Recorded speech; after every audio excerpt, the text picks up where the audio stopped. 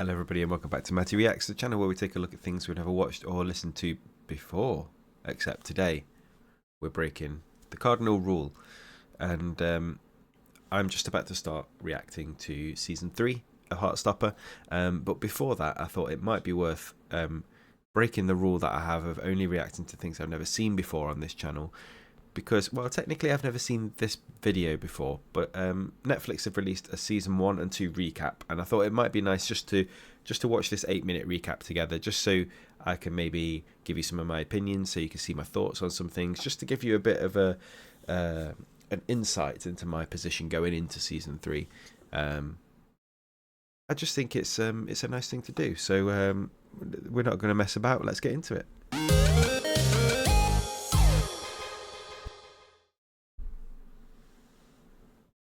Here we go.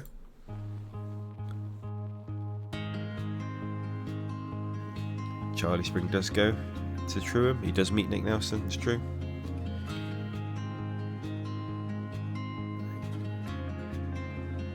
He's different. He's nice. I bet he's a whole different person when he's with his bro dude friends. So the Nick's single, but I he's love super that interested scene. in this girl from the girls' school. What girl? Her name's Tara Jones.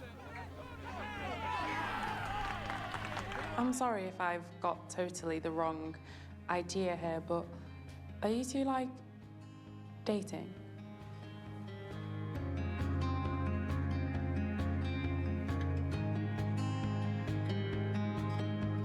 Like, this is really random. That's one of the, I'm sorry, but it's one of the best first kiss scenes I've ever seen in any media. Whether it's, you know, LGBTQ media or any other kind of media. It was just so sensitively handled, I think. I think it was so tender and caring, and it was full of all of these questions. You could hear the questions even though there was nothing being said out loud. It was such a good scene. Such a good scene. But maybe we could, like, go out somewhere together.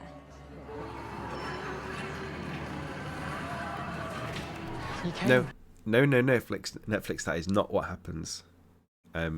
Nick goes to Charlie's birthday party, and the date was supposed to be after the birthday party, but he cancels the date before it happens. It doesn't ditch the date. That was kind of unfair. That makes it sound like Nick did something bad. Yeah, of course I did. Happy birthday. I said you didn't have to get me anything. And I ignored you. I don't like you like that. I'm not sure that I fit with you or other people in our friend group. I think I get it. That was the turning point for Imogen, I think. How did you realise you were gay? Oh, I guess I've always been sort of aware of it.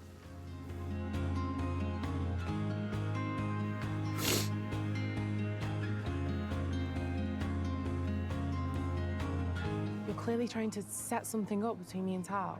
Well, we just thought if we could hint to him that you'd make a good couple. But I didn't ask you to do that. But you like him, so... Yeah, but I don't want him to know that. Just because you two came out doesn't mean I also want to share all my secrets. That was such an awkward scene, because I really did feel like Darcy in particular was not very nice there. You know, it was clear that I thought it was clear before that scene that Elle didn't want anything to be said, and Darcy tried to do it anyway. And I don't think that's a very good thing to do, you know, for your friends, supposed friends. I really love you. Oh, I love you too.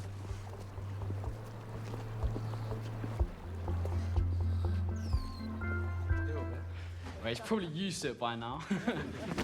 Aw, you're getting so angry. You can't help wanting to protect him, can you? Because he's a pathetic little fag. Go on, Nick. Oh my God, I like you so much. How can you do that, Netflix? Right, put that scene next to this scene, one after the other. It's what a juxtaposition, eh? Love liking you. I like Charlie Spring in a romantic way, not just a friend way.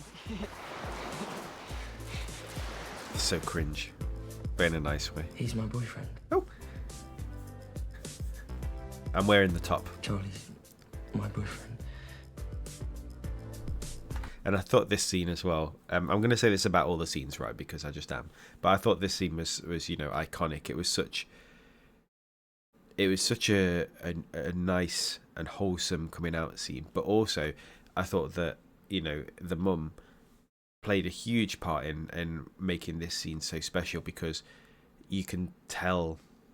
I think she's had feelings that this might be coming for a little while. Earlier on when he has the fight with Harry, and she says, Charlie's a really special friend, isn't he? I think that's when she realised. But obviously, as a good mum, she didn't push the issue. Nick's come back from this day at the beach, and he's come out to her, and she says a couple of things that are, and we might see them in a minute, but she says a couple of things that are really important, which is, she says, thank you for telling me, and she says, I'm sorry if I ever made you feel like you couldn't tell me. And I think that refers back to a scene earlier on in the series where Nick's telling her about the date with Imogen, and she says, you can't go out with someone because you feel sorry for them. Never mind, the right girl will come along soon. And I think that, combined with the scene after the cinema, I think this is her saying, I shouldn't have put those words in your mouth. I shouldn't have sort of presumed it was going to be a girl that you were interested in. And she realises that could have made things more difficult for Nick to come out. And I think it's just such a good performance by both actors, but it's such a nice moment for the characters as well, because it's pure understanding. It's pure understanding of where the other one is coming from. I still like girls, but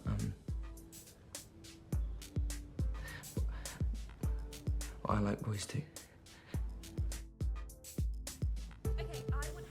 Now we're into season 2. I don't know why it's so hard to just say it. You look really nice, by the way. Ooh, most awkward date of all time. I don't understand what I did wrong tonight. It's like you were trying to be a completely different person. You're the one who's completely different. You've gone off with your new friends and have forgotten I exist completely. You're the one who said we'd always put our friendship first. No one happened to see me? Ugh. No one's happened to see you. We're all Go very away. happy you're back from uni, darling. What have you been up to since Christmas? Got a girlfriend yet? Why do people always do that, right? When they talk about partners and girlfriends and boyfriends or whatever, they always leave that gap. Have you got a girlfriend yet? Like, what does that gap do? Is that meant to ramp up the tension? Oh, I'm still full from breakfast. So you didn't eat that much breakfast? Yeah, I did. Our friendship is really important to me. Me too. I don't want to stop being friends. Good. Okay. Even as friends, you make a good couple. Okay. Well, we went to the Eiffel Tower, Sacré-Cœur. The Louvre this morning. Yeah, it's been really fun. Excuse me for a moment. Stefan, Father of the Year award. You doing okay? I think so. Remember when we were walking into Truro? No, not really. You know what? Never mind. Let's just get on with the worksheet.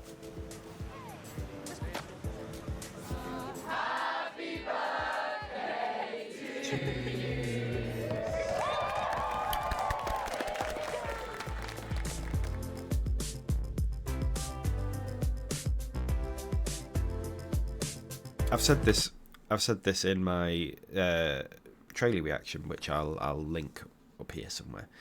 I've said this in my season 3 trailer reaction, but I'm really interested in what we're going to see from some of the traditionally secondary characters in the graphic novel, or characters that didn't exist. So Isaac doesn't exist in the comics, although I think he is kind of an extension of the Aled character that does exist.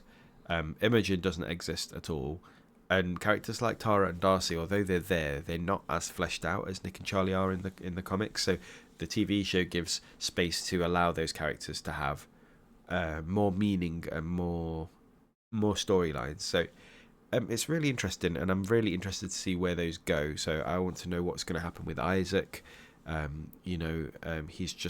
He's really only just started his Arrow Ace story. I'm sure there's a lot more to come from that. Will he feel the need to have a coming out moment, or will he just sort of not? Not everybody feels the need to come out. Not everybody wants to come out. I wonder how that'll go.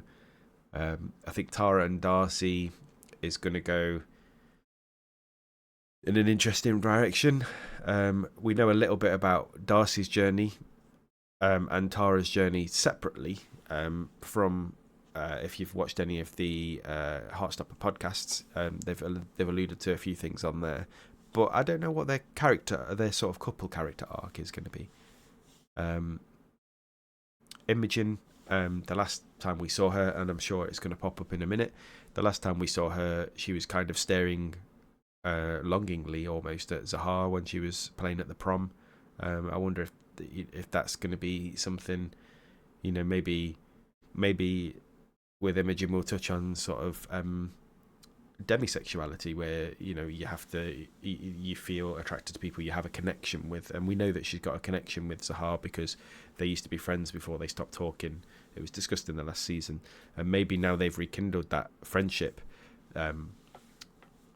She feels that sort of attraction again. Who knows? I mean, we know that Alice does like to cover a broad range of genders and sexualities in her work and cover them all. So I think it'd be interesting to look at that, because I think, while people who are non-binary or Arrow Ace or trans are not covered hugely in modern media outside of LGBTQ specific media, I think something like demisexuality is even less covered, and I think it'd be really interesting to see that played out on such a huge show. And maybe that's the way that it would go. And I wonder if James will be back in this series. I think I saw him in the trailer for a split second. What's his arc going to be in this? We're dating. Oh my god, I called it. Really cute.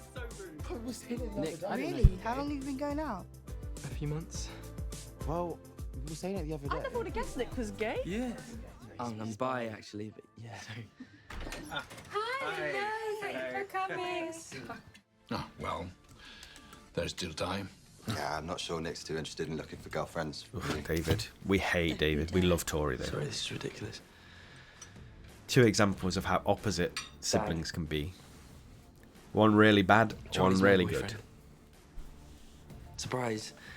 I'm bi, he's gay, and I was actually really stressed out about how I was going to tell you. But you know what?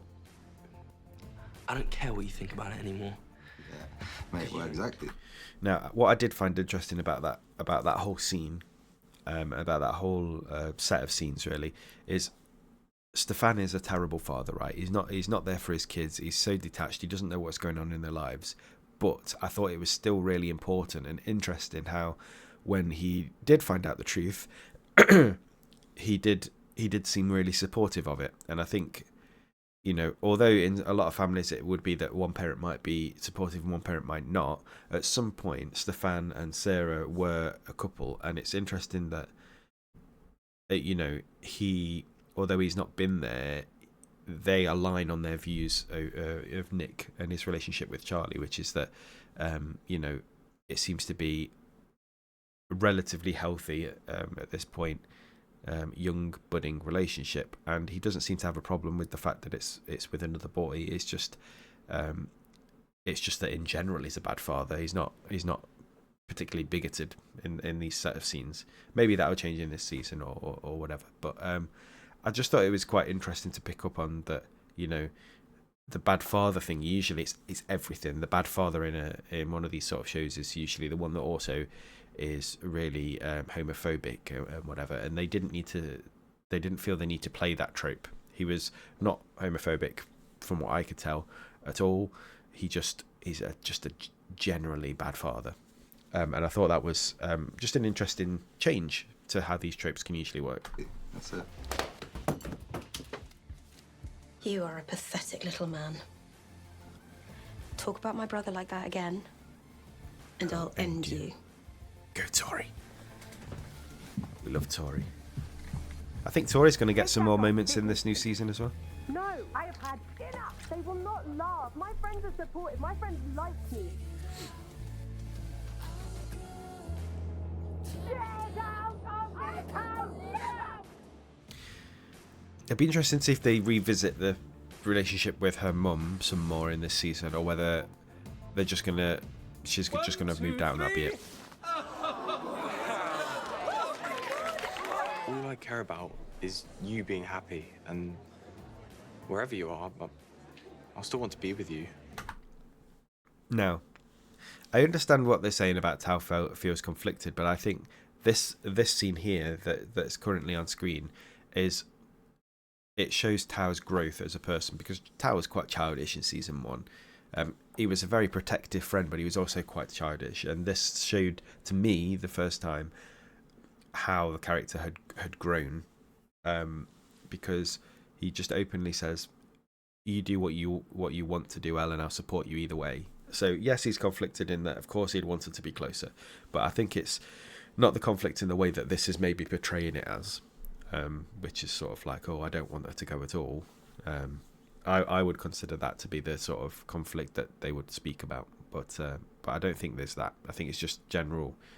I want to be close to her sort of thing.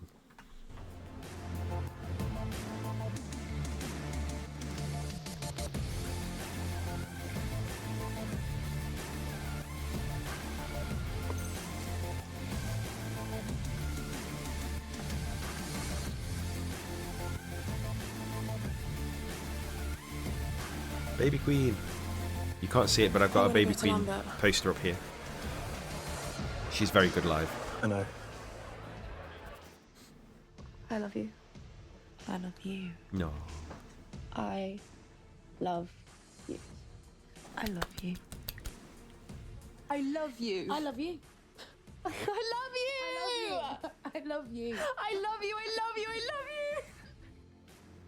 Singing Natasha Bedingfield there. Myself sometimes.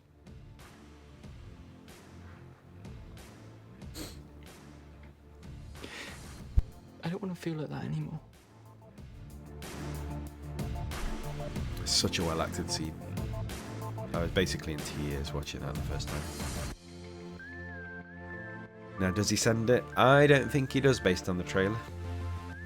Because a lot of what happens in the trailer wouldn't happen if he sent it. But we'll see. I wonder if we pick off at that moment. We'll pick up at that moment. I know they've released the first 3 minutes of the series. I'm not watching that because I'm obviously going to be watching the actual series in mere moments. But I wonder if it picks up exactly at that and you see him delete it and then that's the sort of start of the show, or whether maybe it'll be the next morning and it'll show you the conversation and that text won't be there and that's how we know. I don't know. I think there's a couple of creative ways they could do it. But yeah, so thank you for dropping by and watching this this recap with me. I'm sure I didn't have much too interesting to add that you didn't already think of before, because I know the Heartstopper community is a very vocal one, not in a bad way, just very vocal, very talkative. They always discuss these things, and you're an intelligent bunch as well. You know what you're talking about. So yeah, I think that it's probably about time I got into season 3. So I'm going to be binge watching season 3 today. I'll be recording them all in one day, and then I'll be editing them and posting them probably once a week if I can get the editing done quick enough. I'm a newbie editor. I'm not too great at the old editing in terms of the longer form stuff yet. Music videos are, you know, anything up to 10 minutes is easy. 20 minutes and a TV show where you need to figure out which bits get cut and which bits don't, bit more difficult. But I'm going to try and get at least one a week up. So this can go on for a couple of months on my channel, and we'll see how it goes. I'm just very disappointed that today is the one day that you probably noticed my hay fever is starting to flare up in one eye, and I'm having to mute the mic because I don't want to make disgusting sounds down the microphone. But yes, it's gonna be fun, and hopefully this clears up a little bit over the next few hours. But yeah, thank you for dropping by, and I'll see you again in another reaction video very soon.